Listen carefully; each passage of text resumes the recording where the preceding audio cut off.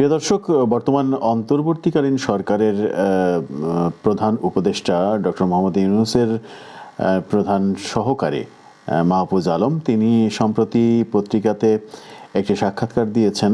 সেই সাক্ষাৎকারকে কেন্দ্র করে নানা রকমের আলোচনা তৈরি হয়েছে। দৈনিক প্রথম আলোতে দেয়া সাক্ষাৎকার নানা রকমের আলোচনার তৈরি করেছে। একদিকে যেমন আশার কথাও তৈরি হয়েছে তার সাক্ষাৎকারে, তেমনি নানা রকমের সমালোচনাও তৈরি হয়েছে। আওয়ামী লীগকে কেন্দ্র করে তার ভাবনা, বিএনপিকে কেন্দ্র করে তার ভাবনা, জামাতকে কেন্দ্র করে তার ভাবনা, ইসলামী দলগুলোকে কেন্দ্র করে তার ভাবনা, নানা ভাবনা উঠে এসেছে। সেই সাক্ষাৎকার নিয়ে কেন এত আলোচনা সমালোচনা তৈরি হলো, সেই আলোচনাই করব দর্শক এই ভিডিওতে। থাকবেন পলিটিক্স টিভির নিয়মিত আয়োজনে।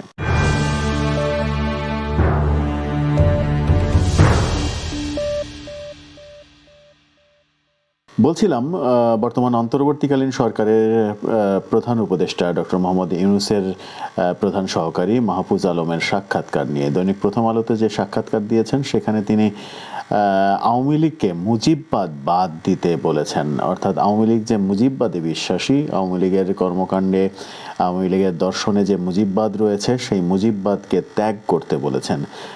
বিএনপিকে পরিশুদ্ধ হয়ে আবার আসার কথা বলেছেন।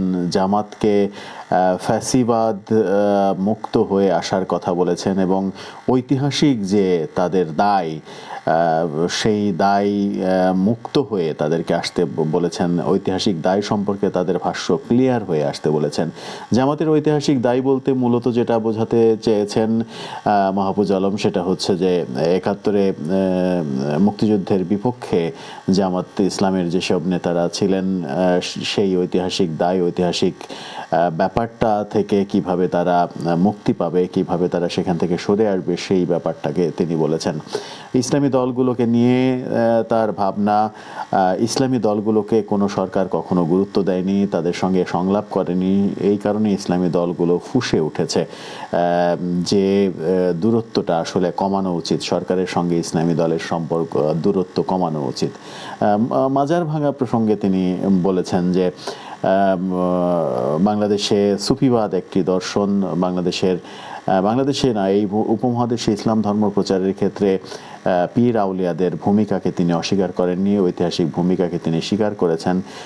সুফিবাদদের আদর্শে যারা আদর্শিত, তারা গত সরকার আওয়ামী লীগের সঙ্গে খুবই ঘনিষ্ঠ ছিল। আওয়ামী লীগের সঙ্গে ঘনিষ্ঠ ছিল বলেই এক ধরনের রাজনৈতিক প্রতিহিংসা তৈরি হয়েছে মাজারগুলোর উপরে। সেই রাজনৈতিক ক্ষোভ থেকেই মাজার ভাঙার ঘটনাটা ঘটেছে, এর সঙ্গে ধর্মের কোনো সম্পর্ক নেই বলে তিনি স্পষ্ট করেছেন। এবং এটাও বলেছেন যে মাজার ভাঙার বিপক্ষে তিনি, কিন্তু মাজার ভাঙার বিপক্ষে যখন তিনি, তখন একের পর এক মাজার ভাঙা হলো, সরকার তেমন কোনো উদ্যোগ নিল না, সরকার চোখ চেয়ে দেখে গেল, সেই ব্যাপারগুলোতে খুব একটা স্পষ্ট উত্তর আসেনি।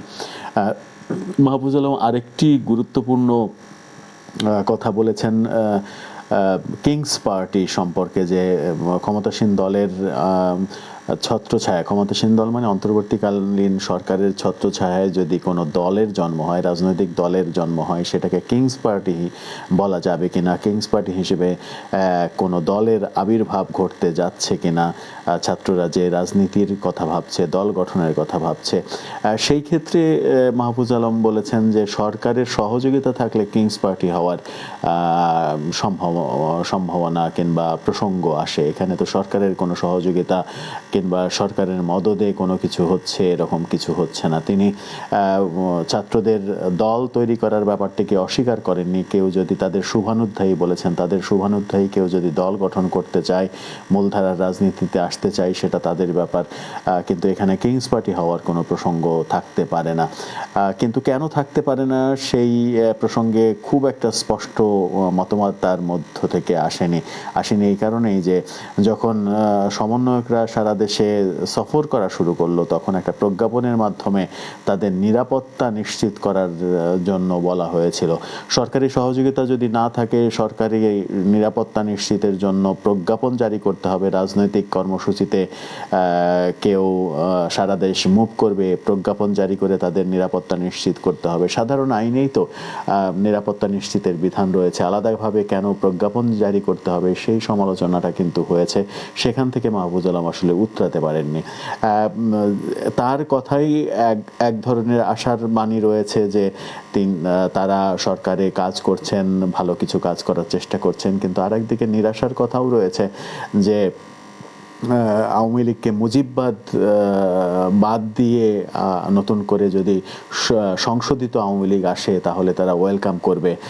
বিএনপিকে তাদের যে ফ্যাসিবাদ ঠিক না, বিএনপিকে মূলত পরিশুদ্ধ হয়ে আসার কথা তিনি বলেছেন। তার মানে কি বিএনপিকে অশুদ্ধ দল হিসেবে দেখছে বর্তমান সরকার? সেই ব্যাপারটা থেকেই কি ওই -2 ফর্মুলাটা সামনে এসেছে, যেটা মির্জা ফখরুল ইসলাম বলেছেন যে -2 ফর্মুলা মেনে নেওয়া হবে না, -2 ফর্মুলার ব্যাপারে বিএনপি কখনোই একমত ছিল না, বিএনপি সবাইকে নিয়ে রাজনীতি করার পক্ষে। এই ব্যাপারগুলো মাহফুজ আলমের সাক্ষাৎকারের ব্যাপারে, এই ব্যাপারগুলো যখন চলমান ঠিক তখনই টনিক হিসেবে এসে পড়েছে আবার ডক্টর ইউনূসের সাক্ষাৎকার। সেই সাক্ষাৎকার, সেই ভিডিও নিয়ে, সেই বিষয়টা নিয়ে আলাদা আরেকটা ভিডিওতে বিস্তারিত কথা বলবো। তবে মাহফুজ আলমের সাক্ষাৎকার যারা পড়েছেন কিংবা যারা পড়েননি, আমার এই আলোচনা থেকে যারা ধারণা পেলেন তাদের অভিমত কি? মাহফুজ আলম ডক্টর ইউনূসের প্রধান উপদেষ্টার প্রধান সহকারী মূলত তিনি যে কথাগুলো বলতে চাইলেন সেই কথাগুলোর পক্ষে বিপক্ষে আপনার মতামত জানিয়ে লিখতে পারেন আমাদের কমেন্ট বক্সে।